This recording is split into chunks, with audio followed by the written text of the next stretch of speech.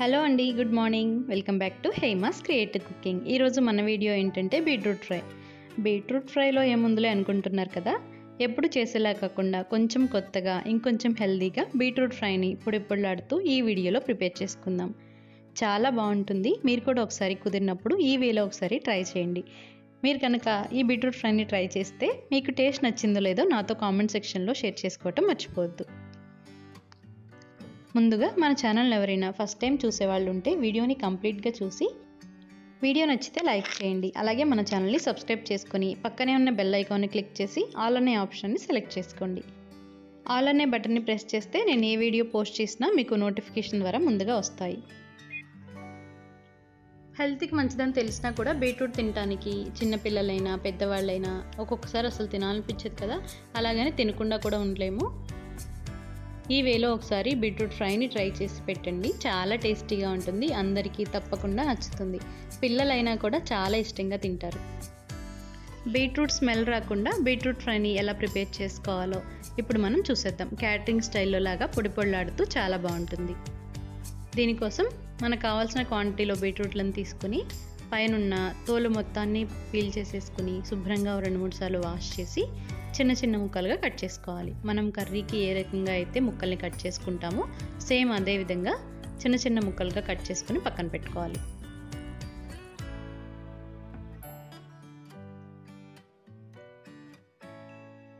ఇలా ముక్కలుగా కట్ చేసేసుకుని ఒక బౌల్లోకి యాడ్ చేసుకుని పక్కన పెట్టుకోండి.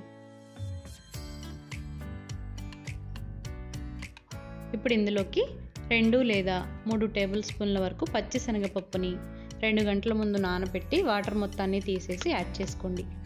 ఇక్కడ మనం బీట్రూట్ని ఉడికించి ఆ తర్వాత ఫ్రై చేస్తామండి. పచ్చిశనగపప్పుని ముందుగా 2-3 గంటల ముందు నానబెట్టుకుంటే కొద్దిగా నాని త్వరగా ఉడుకుతుంది. లేదు టైం లేదు అనుకుంటే నానబెట్టకపోయినా పర్లేదు, ఉడికించేటప్పుడు ఇంకొక 2 నిమిషాలు ఎక్కువగా ఉడికించుకుంటే సరిపోతుంది. ఇలా పచ్చిశనగపప్పుని యాడ్ చేసి బీట్రూట్ ఫ్రై చేయటం వల్ల బీట్రూట్ ఫ్రైకి ఒక మంచి ఫ్లేవర్తో చాలా టేస్టీగా ఉంటుంది. మధ్య మధ్యలో పప్పులు తగులుతూ చాలా టేస్టీగా ఉంటుంది.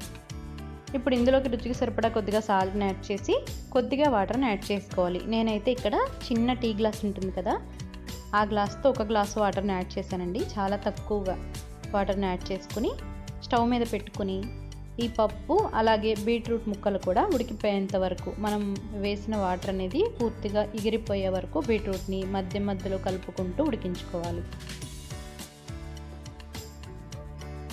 ఎక్కువ టైం కూడా పట్టదండి. 5 to 6 మినిట్స్లోనే ఈ బీట్రూట్ ముక్కలు చక్కగా ఉడికిపోతాయి. మనం ఎక్కువ వాటర్ పోయలేదు కాబట్టి త్వరగానే కుక్ అయిపోతాయి.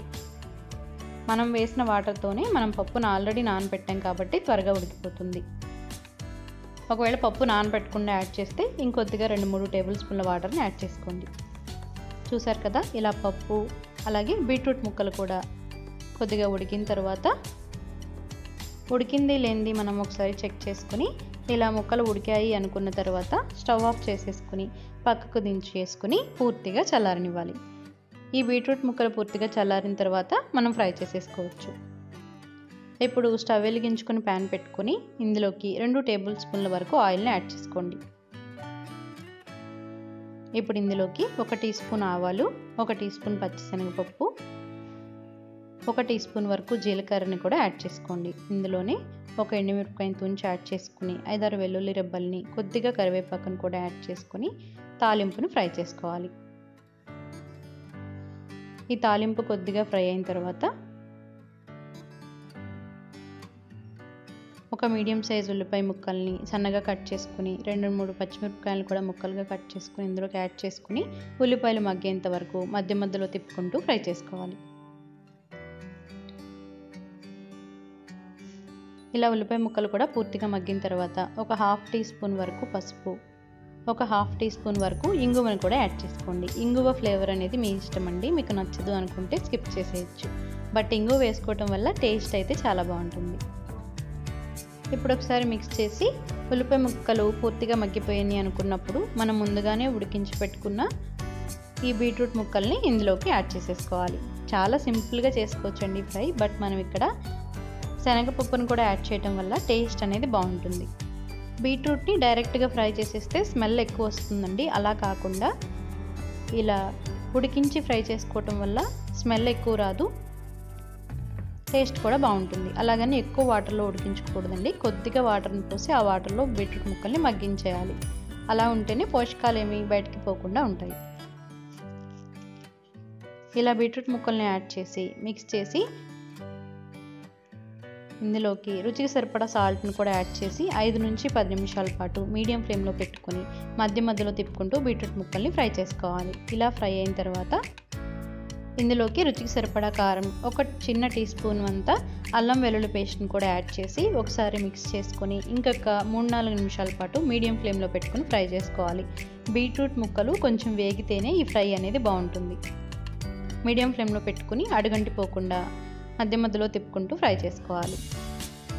ఫైనల్గా ఇందులోకి 4 లేదా 5 టీ స్పూన్ల కొబ్బరి పొడిని యాడ్ చేసుకోవాలి. నేను ఇక్కడ డెసికేటెడ్ కోకోనట్ పౌడర్ని యాడ్ చేశానండి. నార్మల్ పచ్చి కొబ్బరి తురుమును కానీ ఎండు కొబ్బరి తురుమునైనా సరే ఇక్కడ యాడ్ చేసుకోవచ్చు.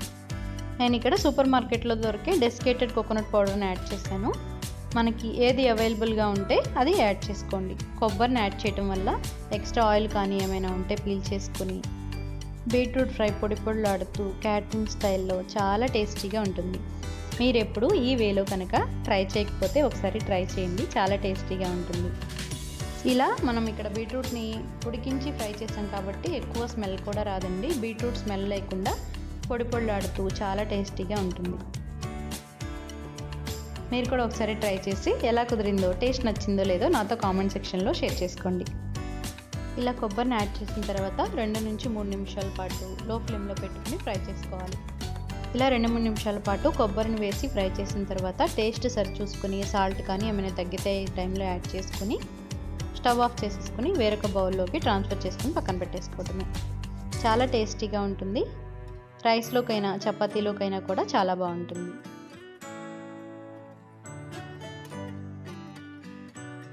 అంతేనండి, చాలా ఈజీగా క్యాటరింగ్ స్టైల్లో పొడి పొడిలాడుతూ బీట్రూట్ ఫ్రైని సింపుల్గా ప్రిపేర్ చేసుకోవచ్చు. మనం బీట్రూట్ని ఉడికించి పెట్టుకున్న తర్వాత 10 మినిట్స్లో ప్రాసెస్ అనేది అయిపోతుంది. చూసారు కదా, ఈ వీడియో కనుక మీకు నచ్చినట్లయితే వీడియోని లైక్ చేసి మన ఛానల్ని సబ్స్క్రైబ్ చేసుకోండి. అలాగే మీకు ఎలాంటి వీడియోలు కావాలో కూడా నాతో కామెంట్ సెక్షన్లో షేర్ చేసుకోండి. Thank you for watching.